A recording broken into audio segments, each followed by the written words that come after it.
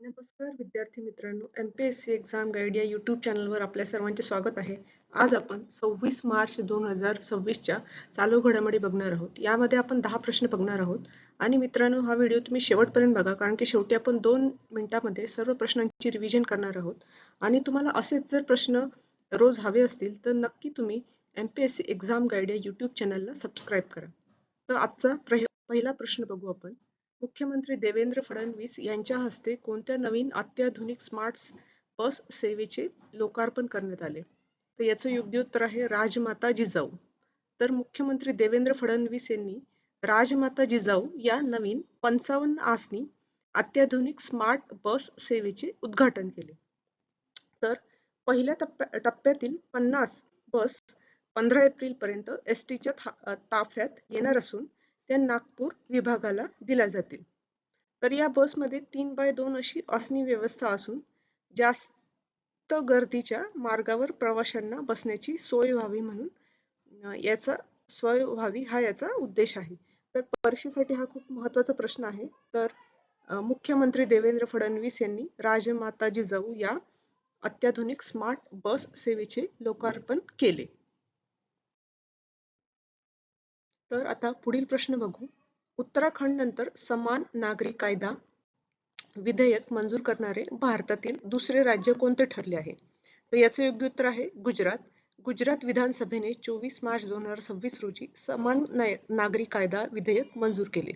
या कायद्यानुसार लग्न, घटस्फोट, वारसा हक्क आणि लिव्ह इन रिलेशनशिपसाठी सर्व धर्मांना समान नियम असतील.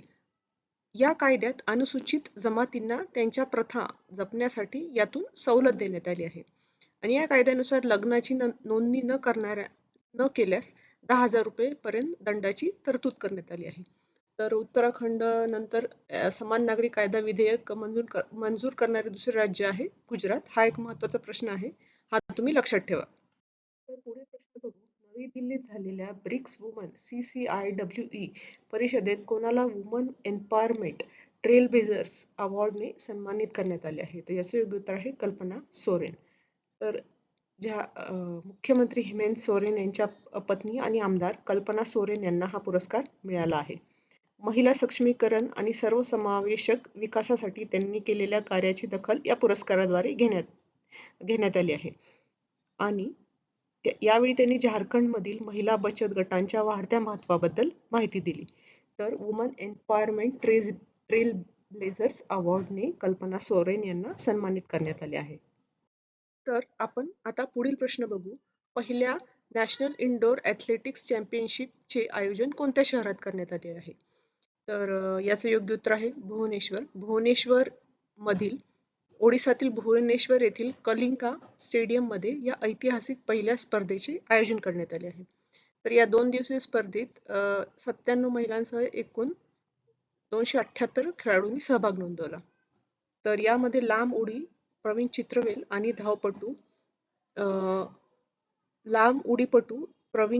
आणि धावपटू अनिमेश कुजूरिया यासारखे दिग्गज खेळाडूही सहभागी झाले आहेत. तर नॅशनल इंडोर ॲथलेटिक्स चॅम्पियनशिप याचे आयोजन भुवनेश्वर येथे करण्यात आले आहे. पुढील प्रश्न बघू. वर्ल्ड एअर क्वालिटी रिपोर्ट नुसार जगातील सर्वात प्रदूषित शहरांच्या यादीमध्ये कोणते शहर पहिल्या क्रमांकावर आहे? तर लोणी हे शहर उत्तर प्रदेशमधील पहिल्या क्रमांकावर आहे. हा परीक्षेच्या दृष्टीने महत्त्वाचा प्रश्न आहे, हा तुम्ही लक्षात ठेवा. तर याचं एक्सप्लेनेशन आपण बघू. स्विस संस्था IQ एअर ने प्रसिद्ध केलेल्या अहवालानुसार उत्तर प्रदेशातील लोणी हे जगातील सर्वात प्रदूषित शहर ठरले आहे. या यादीत दिल्ली 4थ्या क्रमांकावर असून जगातील सर्वात प्रदूषित 25 शहरांपैकी बहुतेक शहरे भारत, पाकिस्तान आणि चीनमधील आहे. तर सर्वाधिक प्रदूषित देशांची यादीमध्ये पाकिस्तान आहे पहिल्या क्रमांकावर, त्याच्यानंतर बांगलादेश, 3ऱ्या क्रमांकावर ताजिकिस्तान, 4थ्या क्रमांकावर चाड, 5व्या क्रमांकावर काँगो आणि 6व्या क्रमांकावर भारत. तर हे तुम्ही लक्षात ठेवा ही यादी. आणि सर्वाधिक प्रदूषित शहरांच्या यादीमध्ये लोणी हा उत्तर प्रदेशमधील पहिल्या क्रमांकावर लोणी हे शहर, होतान हे 2ऱ्या क्रमांकावर, बर्निहाट मेघालयमधील हे 3ऱ्या क्रमांकावर, दिल्ली 4थ्या क्रमांकावर आणि फैसलाबाद पाकिस्तानमधील हे 5व्या क्रमांकावर. तर हे पण शहरे तुम्ही लक्षात ठेवा आणि देशांची यादी पण तुम्ही लक्षात ठेवा. तर आता पुढील प्रश्न बघू. मार्च 2026 मध्ये सेबीचे पूर्णवेळ सदस्य म्हणून कोणाची नियुक्ती करण्यात आली आहे? तर याचे योग्य उत्तर आहे के.व्ही. रमणा मूर्ती. तर भारत सरकारने के.व्ही. रमणा मूर्ती यांची 3 वर्षाच्या कालावधीसाठी सेबीची पूर्णवेळ सदस्य म्हणून नियुक्ती केली आहे.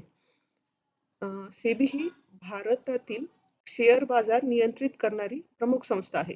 जिची स्थापना 1988 मध्ये झाली होती. तर आता पुढील प्रश्न बघू. 2024-25 सालासाठी एस.एच.जी. बँक लिंकेज मधील सर्वोत्कृष्ट कामगिरीबद्दल कोणत्या बँकेला राष्ट्रीय पुरस्कार मिळाला? तर याचे योग्य उत्तर आहे कर्नाटक ग्रामीण बँक. तर केंद्रीय मंत्री शिवराज सिंह चौहान यांनी हा पुरस्कार हैदराबाद येथे प्रदान केला. तर या बँकेने 80,000 पेक्षा जास्त महिला बचत गटांना म्हणजे सेल्फ हेल्प ग्रुपला 2,835 कोटी रुपयांचे कर्ज दिले आहे. त्याचे योग्य उत्तर आहे कर्नाटक ग्रामीण बँक. आता पुढील प्रश्न बघू. जागतिक कविता दिनाची मुख्य थीम काय आहे, जी 21 मार्च 2026 मध्ये जो दिवस साजरा करण्यात आला? तर याचे योग्य उत्तर आहे poetry as a bridge for peace and inclusion. Poetry as a bridge for peace and inclusion ही जागतिक कविता दिन 2026 ची थीम आहे. तर युनेस्कोने 1999 मध्ये 21 मार्च हा जागतिक कविता दिन म्हणून साजरा करण्याची घोषणा केली होती. तर हा दिवस भाषिक विविधता जपण्यासाठी आणि धोक्यात आलेल्या भाषांना कवितेद्वारे आधार देण्यासाठी साजरा केला जातो. याची थीम तुम्ही लक्षात ठेवा. आता पुढील प्रश्न बघू आपण. केंद्रीय मंत्री अश्विनी वैष्णव यांनी मार्च 2026 मध्ये प्रसार भारतीसाठी कोणती नवीन सेवा सुरू केली? तर याचे ऑप्शन आहेत नॅशनल AI स्किलिंग उपक्रम, my Waves feature, inbuilt satellite tuner. तर याचं योग्य उत्तर आहे वरील सर्व सेवांची अश्विनी वैष्णव यांनी सुरुवात केली. तर केंद्रीय मंत्री अश्विनी वैष्णव यांनी नवी दिल्ली येथे या 3 मोठ्या उपक्रमांचे उद्घाटन केले. तर नॅशनल AI स्किलिंग अंतर्गत 1500 लोकांना प्रशिक्षण देण्यात येईल. तर मायवेव्हद्वारे नागरिक स्वतःचे व्हिडिओ कंटेंट करून शेअर करू शकतील. तर इनबिल्ट ट्यूनरमुळे आता टीव्हीवर फ्री डिश पाहण्यासाठी वेगळ्या सेट टॉपची गरज लागणार नाही. तर या 3 सेवा अश्विनी वैष्णव यांनी सुरू केल्या आहेत. तर पुढील प्रश्न बघू. गोल्डमन सॅक्सच्या ताज्या अहवालानुसार 2026 वर्षासाठी भारताचा विकास दर किती राहण्याचा अंदाज आहे? त्याचे योग्य उत्तर आहे 5.9%. तर गोल्डमन सॅक्सने भारताचा विकास दराचा अंदाज 7 वरून 5.9% केला आहे. तर भारताचा महागाई दर 3.9% वरून 4.6% होईल असा अंदाज वर्तवण्यात आला आहे. तर मित्रांनो, आतापर्यंत जे आपण प्रश्न बघितले त्याचे शॉर्ट मध्ये आपण रिव्हिजन करणार आहोत. तर उत्तराखंड नंतर गुजरात हा समान नागरी कायदा मंजूर करणारे दुसरे राज्य ठरले आहे. तर मुख्यमंत्री देवेंद्र फडणवीस यांनी राजमाता जिजाऊ ही अत्याधुनिक स्मार्ट बस सेवा सुरू केली आहे. तर प्रसार भारतीने भारतीच्या नवीन डिजिटल सेवांमध्ये national AI skilling, my waves and inbuilt satellite tuner या सेवा सुरू करण्यात आल्या आहेत. तर जागतिक वायू गुणवत्ता अहवालामध्ये भारत 6व्या क्रमांकावर आहे. तर उत्तर प्रदेशमधील लोणी हे जगातील सर्वात प्रदूषित शहर आहे. तर देशांच्या यादीमध्ये पाकिस्तान पहिल्या क्रमांकावर आहे आणि भारत हा 6व्या क्रमांकावर आहे. तर कल्पना सोरेन यांना वुमन एम्पॉवरमेंट ट्रेल ब्लेझर्स पुरस्कार मिळाला आहे. तर महिला सक्षमीकरणासाठी झारखंडच्या आमदार यांना कल्पना सोरेन यांना हा पुरस्कार मिळाला आहे. तर पहिली राष्ट्रीय इंडोर ॲथलेटिक्स चॅम्पियनशिप ओडिसामधील भुवनेश्वर येथे या स्पर्धेचे आयोजन करण्यात आले आहे. तर गोल्डमॅन सॅक्सने भारताचा GDP दर 2026 साठी 5.9% असा असेल असा अंदाज वर्तवला आहे. तर सेबीचे पूर्णवेळ सदस्य के.व्ही.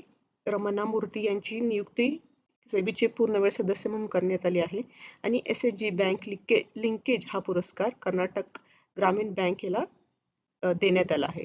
तर मित्रांनो, हे होते आजचे 10 प्रश्न. तुम्हाला हा व्हिडिओ जर आवडला असेल त्या व्हिडिओला नक्की लाईक करा. तुमच्या मित्रांबरोबर हा व्हिडिओ नक्की शेअर करा आणि MPSC एक्झाम गाईड या YouTube चॅनलला नक्की सबस्क्राईब करा. धन्यवाद.